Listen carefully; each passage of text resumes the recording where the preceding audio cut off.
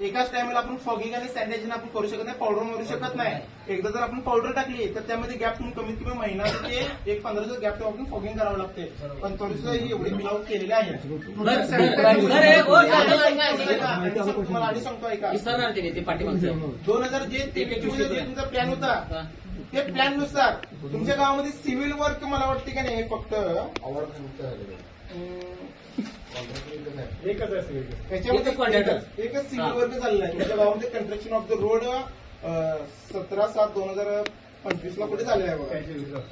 65,000 road झालेला आहे खडी निघाल ते पॅक त्यावेळेला. 65,000 मोठे केलं त्यावेळेला 65,000 ते बाकीमध्ये तुमच्या गावामध्ये सिव्हिलची कामं असतील, सिव्हिलची कामं झालेली नाहीत. आणि ही जी 2023-24 जी कामं असतात त्या गावामध्ये आता एक्झाम्पल सांगतोय, तुमच्या ग्रामपंचायतीला मॅक्झिमम एक 40 लाखाचा फंड येत असेल 6 महिन्यातून एकदा.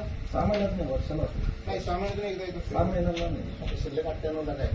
सांगतो की किती. आता 2 फेब्रुवारीला ते जातात याचा सगळा नाही असं नाही साहेब. आता जरी तुमची ग्रामपंचायत जरी इथून जरी आता डिबार झाली, ग्रामपंचायत जरी संपली तर एक ग्रामपंचायत चेअरमन जे असतो ते लोकनियुक्त असतो, लोकांनी निवडून दिलेला असतो, एक चेअरमन असतोय वोटिंग करते.